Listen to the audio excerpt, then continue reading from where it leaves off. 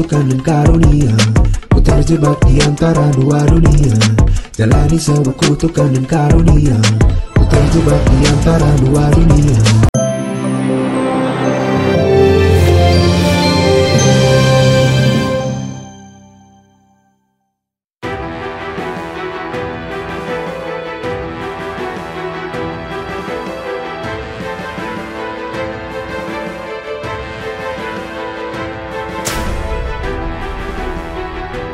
Pemirsa, rumah tangga presenter beken Indra Bekti dan Aldila Jelita dihantam isu perpisahan. Apalagi Indra baru saja kembali beraktivitas setelah menjalani rangkaian operasi hingga menjalani rutin terapi akibat pecah pembuluh darah di bagian otak. Aldila lah yang secara intens menjaga dan merawat Bekti. Namun kini semua itu berubah. Rumah tangga mereka dikabarkan berasa ditubir perceraian. Tentu saja kabar burung tersebut memekakan telinga bagi siapa saja yang mendengar. Apalagi di laman foto berbagi milik Aldila, wanita dua orang anak itu menulis kalimat yang menyeratkan perpisahan dengan Bekti. Bismillah, mulai sekarang hidup bunda untuk kalian berdua. Doakan bunda kuat dan bisa berjuang untuk kalian berdua. Selalu ada buat bunda ya. Jadi anak yang selalu di jalan Allah ya. Yakin jika kebahagiaan ada di depan kita ya. Tulis Aldila.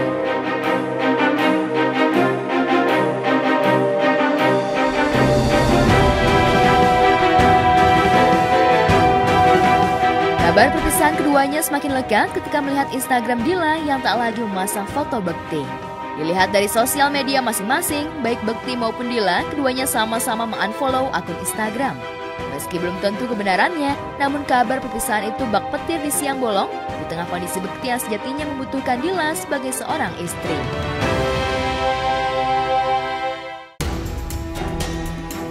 Sebelum terlibat saling unfollow di Instagram masing-masing, hubungan keduanya tampak mesra dan harmonis. Tidak tersirat ada masalah besar yang sedang mereka hadapi bersama. Belum lama ini, keduanya bahkan sempat merayakan ulang tahun Bekti ke-45 dan putrinya yang dirayakan secara sederhana bersama keluarga. Dari momen bahagia tersebut, tidak tersirat keduanya sedang terlibat suatu masalah. Hubungan Bekti dan Dila pun selalu terlihat harmonis di mata publik.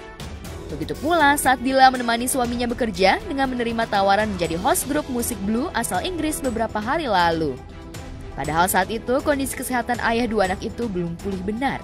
Bekti baru saja menjalani operasi mata sebelah kanan lantaran pandangannya kabur. Ini udah lihat jelas, sebelah kanan yang belum gitu. Jadi ini namanya stroke mata tuh seperti itu gitu. Ya kita ikhtiar semuanya, kita usahakan, mohon doanya buat saudara-saudara, buat teman-teman semuanya. Dan secara tubuh, pikiran, gimana rasanya? Enak banget sekarang karena setelah di Bun namanya Bun? Akupuntur. Terus yang ini sih sebenarnya jelas lihat kalian semua, cuman ada scratch ya Bun ya? Dikit ya. Jadi ngelihat kalian hidungnya nggak ada. Mohon izin. Mohon maaf ya. Momen kesetiaan dan penuh perhatian yang diberikan Aldila kepada suaminya tidak hanya sampai di situ. Saat Bekti terserang stroke dan harus menjalani operasi di rumah sakit, Dila selalu berada di samping suaminya. Siang malam terus menjaganya hingga hampir 1 bulan menemani suaminya di rumah sakit. Dila selalu mengkhawatirkan kondisi kesehatan suaminya yang belum pulih benar.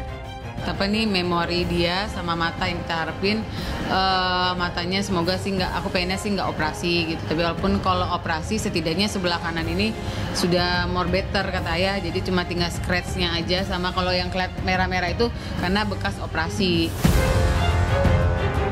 Momen kebersamaan mereka pun sempat rekam saat Bekti dan Dila menjadi bintang tamu di acara podcast Melanie Ricardo. Keduanya terlibat saling canda bersama Melanie sebagai host. Melanie yang sudah bersahabat selama 18 tahun lamanya dengan Bekti, tampak akrab tidak ada jarak. Dari petikan obrolan mereka, diketahui kalau jauh sebelum Bekti terserang stroke, Dila sudah mengidap paru-paru basah sejak lama. Mengurusi Bekti yang terserang stroke justru membuat Dila mengesampingkan kondisi kesehatannya sendiri. Ia lebih fokus pada penyembuhan kesehatan suaminya ketimbang dirinya. All good friend for very long time. Finally, this is the day. Ini adalah hari yang akhirnya ditunggu-tunggu setelah hampir kalau nggak salah 1,5 bulan lebih. Pasangan yang paling ditunggu-tunggu yang akhirnya puji Tuhan sudah sehat, alhamdulillah. Amin. Indra Bekti dan juga Dila Bekti. Assalamualaikum. Salam sejahtera buat kita semuanya. Yes. Ini jus nanas kan? Bukan dong. Masih lucu aja udah setruk kemarin. Alhamdulillah baik. Tapi memang kemarin kan aku mau cerita. Memang kan kita nih aku telat tidak memakai asuransi, kan aku ngomongin ini aku kemarin nih baru nyoba asuransi ke anak-anak. Mas Bekti juga masih ada aku nulisnya punya dia. Ternyata aku nih ada paru aku lagi aktif katanya kemarin gitu. Lah kok baru tahu gimana? Aku belum mau cerita sama dia karena aku dia masih belum fit sekali lah gitu. Jadi aku lagi. Tapi lo udah persiapkan nih ya asuransi lo beresin. Semoga ya, makanya tapi ada masih di hold karena aku ternyata aktif gitu. Jadi aku lagi mencoba, kita nih lagi coba ke si Sinse itu.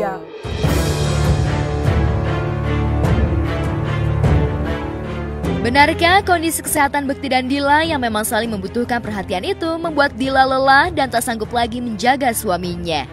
Apalagi untuk penyembuhan kesehatan Bekti perlu biaya yang tidak sedikit. Apalagi sejak terserang stroke, praktis presenter yang biasa dipanggil Inback itu tidak bisa bekerja lagi hingga perekonomian keluarga menjadi terganggu. Lantas benarkah masalah biaya menjadi pemicu keduanya terlibat pertengkaran hingga saling unfollow di sosial media? Paru-paru basah, paru-paru basah, iya kan? Waktu kehilangan anak kayak gitu juga paru-paru kan? Paru-paru. Iya betul, pokoknya beberapa kali tuh Dila yang justru punya problem dengan kesehatan. Benar. Tapi sekarang pada saat kemarin lu ngurusin si Bekti, itu si paru-paru apa segala macam jadi pada kumat lagi apa bagaimana dia? Sebenarnya memang aktif nih kayaknya kalau ya dia aku lagi coba. Nah, makanya kan jadi aku lagi ngehandle diri aku sendiri gitu karena ngomong sama dia ada saat momen dia emang orangnya care, tapi ada saat itu dia lupa gitu. Jadi aku harus gimana caranya nih aku harus take care myself gitu loh buat diri aku sendiri gitu maksudnya. Jadi gini, dia ada suatu hal yang tidak dia jujur sama aku. Sama istrinya dia lupa nih, dia lupa. Jadi gini, ada asuransi, aku mikir-mikir gini ya, maaf, ada salah satu yang rumah sakit memang dari keluar alhamdulillah aku pemakai BPJS, bukan aku tidak pemakai BPJS, aku pakai BPJS. Aku TB di rumah sakit, aku pakai BPJS. Itu berguna, sangat berguna. Apalagi ditambah Mas Bekti ngomong minta bantuan, ya akhirnya aku nggak usah kan kalau pakai struktur BPJS kan 3 hari pulang dulu dulu. Tapi Mas Bekti alhamdulillah karena kenal Mas Bektinya. Jadi aku nggak pulang, lanjut gitu intinya. Tuntas. Berguna, memang sangat berguna. Cuma saat kejadian itu dia kayak baru jadi setahun sebelum kejadian itu dia udah ngomong, aku mau asuransi dong Bun. Aku bilang oke, boleh. Aku bilang tapi kasih tahu dulu aku maksudnya persyaratannya apa. Kayaknya nih anak takut sama aku, dia bohong lah sama aku. Kamu bilangnya sama si orang itu adalah dia di endorse asuransi. Nah, ada yang orangnya. Ini juga ada gila-gilanya asuransi nge-endorse bagaimana caranya, tapi amat aja bayar kok ada lagi. Tidak hanya itu, saat Dila diserang netizen karena mengunggah minta bantuan biaya dari sahabat di sosial media lantaran biaya berobat suaminya yang membengkak mencapai miliaran rupiah hanya dalam waktu singkat. Dila menjadi garda terdepan membela keluarga dan suami dari serangan komentar miring netizen. Lantas, apa komentar sahabat terkait kondisi rumah tangga Indra Bekti dan Aldila Jelita tersebut? Sejauh ini gue lihat dia tegar banget ya, Dila tegar banget dan kuat banget gitu. Itu terjadi nggak sih gitu? Iya, itu ya bertanya dulu kan gitu. Iya, bertanya dulu gitu ya. Terus ini bener nggak sih Bun? Ini halunya aku atau bukan? Kadang-kadang kebanyakan malah halunya aku gitu. Tapi ini bukan suatu hal yang membahayakan, tapi itu malah menjadi sebuah pelajaran-pelajaran baru supaya aku tetap harus hati-hati, jangan main ngomong-ngomong macem-macem gitu ya Bun ya.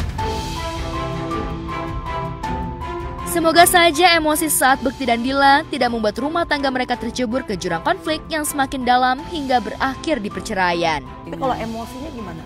Pertama kali, wow, luar biasa. Kenapa dia? Emosi banget, sampai anak-anak sempat agak trauma sama dia. Gimana gitu. tuh ceritanya? Ngomel, Dia sampai dia bilang minta maaf sama anak-anak. Maksudnya aku selalu bilang kalau datang ke rumah dulu pertama kali, ayah gini-gini, tolong ngertiin, kita saling kerjasama tuh mana anakku bertiga ngerti, bukan pintu ayah, terus itu semua bantuin gitu. Sometimes dia nggak ngerti selama itu si handphone itu belum bisa apa-apa kak, udah nanya tuh handphone. Mau lihat pakai apa tuh handphone? Aku bilang gitu, nggak bisa. Lah aku juga takut ya Pak, Bu, itu kan baru ya, mau dia kelempar apa gimana gitu. Aku mikir bilang sama manajer Mas Roy, Mas apa beliin yang bohong-bohongan, dia bilang gitu. Asal Makin dia ngamuk happy kayaknya ya kan, apa gitu. Nah terus udah gitu, tapi dia tahu kan bentuk-bentuknya gitu, dipegang sama dia. Suatu saat dia nanya sama anak-anak, pokoknya hampir seminggu itu aku ngerasa setiap malam emosi dia lebih tinggi gitu kan. Udah suatu saat dia nanya marah sama handphonenya, dia nanya sama anak-anak, where is my handphone? Ini English dia, terus tiba-tiba anak aku bilang ini di charge, ini buat apa ayah, tiba-tiba gini. Udah marah, dia agak marah ke anak-anak. Terus, you wanna fight me? Wah, aku agak sewot, aku bilang. Loh, kok kamu jadi, iya, aku bilang, yang kenapa kamu jadi harus marah sama anak-anak? Dia udah apa yang mukul ini, apa sih, kan dia duduk di bawah, di karpet kan sambil makan. Dia mukul gitu. Udah tenang, aku bilang, aku tenang. Aku bawa anak-anak ke kamar, aku bilang, bawa kamar dia sendiri-sendiri. Dia kerasa sewot kali, aku tinggalin. Aku bilang, tunggu, aku kamar anak-anak, aku lari ke itu. Dia aku tutup pintunya, aku tutup maksudnya biar anak tenang, agak nangis soalnya. Dia nggak pernah dia mukul dak pintu. Yang kamu sabar, aku bilang kayak gitu. Nggak usah kayak gini caranya, aku bilang kayak gitu. Udah sama dia, terus dia malah marah. Udah kita kayak calm down, biar dia sendiri dulu, aku sendiri dulu gitu. Itu ada pernah itu dia ada masa-masanya kayaknya. Nah itu ada memori itu sedikit apa kayak selibatan gitu, tapi nggak inget sama sekali yang detail gitu, nggak segitunya gitu. Tapi memang maksudnya ya sedih juga ya kalau misalnya ternyata gue se-emosi itu gitu loh. First of all, teman-teman semuanya, tentunya kita bersyukur dulu ya sama kehadirat Allah Subhanahu wa Ta'ala, karena pertolongan dialah yang nggak akan pernah kita bisa tentunya minta ya. Amin. Kalau dia yang kasih, dia yang berikan dengan cuman kedip doang atau tiupan itu doang aja udah. It happens. Dan sekarang ini yang aku rasain bahwa entah apa mujizat yang Allah kasih. Karena setelah dari dengar ceritanya dari Bila bahwa aku ntar sakit, ntar sembuh, ntar sakit, ntar kayak gini lagi gitu. Itu Allah kayak masih kasih kesempatan lagi gitu. Dan tentunya kesempatan ini aku cuma mau curahkan bahwa rasa syukur itu harus benar-benar kita rasakan, kegembiraan yang luar biasa bahwa untuk diriku sendiri ini bahwa Allah telah memberikan rasa syukur yang begitu luar biasa ini, bahwa ada teman-teman, ada tentunya orang-orang dekat kita yang mau ngurusin. Pertama tentunya Dila. Lihat dong Dilanya. Sayang. Emang kamu tuh tercipta buat aku. Jadi jangan pernah kamu merasa bahwa kamu sendirian lah atau apalah. Emang ayah yang kayak begini ini memang perlu orangnya itu harus diingetin, harus dampingin. Kayak ginilah, entah apa maksud Allah yang mau kasih buat kita berdua ini. Tapi aku tahu ini pasti ada maksudnya, ada hikmah di balik ini semuanya. Ya kita mungkin ke depan bisa lebih baik lagi gitu. Terima kasih Bunda udah mau dampingin ayah terus. Through thick and thin kehidupan gitu ya. Apa tuh bahasa Indonesia ya, thick and thin? Dalam masa up and down Up and down kayak gitu ya. Jadi dan kamu mau terus jalanin terus. Kalau ini hampir 2 bulan lebih ya kalau boleh dibilang gitu ya. 2 bulan sayang. Hah? 2 bulan. 2 bulan. Insya Allah 2 bulan. Oh, 2 bulan. Oh, ini tanggal 21 Iya, sayang. 2 bulan. Nanti ayah 28 udah 2 bulan. Ya Allah ya Rabbi. Semoga ayah lebih sehat lagi. Ya Allah sayang. Mau terbuka sama siapapun, maksudnya sama manajemen, sama Bunda. Jangan semua hal dipikirin, dikip sendiri. Ayah tuh nggak sendiri. Semuanya ayah harus percaya sama sekeliling ayah gitu. Dan utamain maksudnya kesehatan ayah, dengerin kita semua karena semua pengen ayah juga sehat, bukan kayak gini lagi. Dan ini ayah harus janji kalau ini yang pertama dan yang terakhir. Jadi ayah harus jaga jaga kesehatan ayah. Kalau kan dokter sendiri ngomong kalau sampai auzubillah ada lagi udah fatal yang gitu. Kita bukan, jadi sekarang ayah lagi sangat bersyukur sama Tuhan, tapi ayah inget ini jadi kayak fondasi ayah, aku harus jaga kesehatan gitu intinya. Iya. Salah satu karena kesehatan ayah utama, bukan yang lain, bukan masalah duit apa enggak, yang penting kita terbuka, kita sama-sama selalu ada buat ayah gitu. Ya. Terima kasih banyak Bunda sayang. Peluk dong bininya.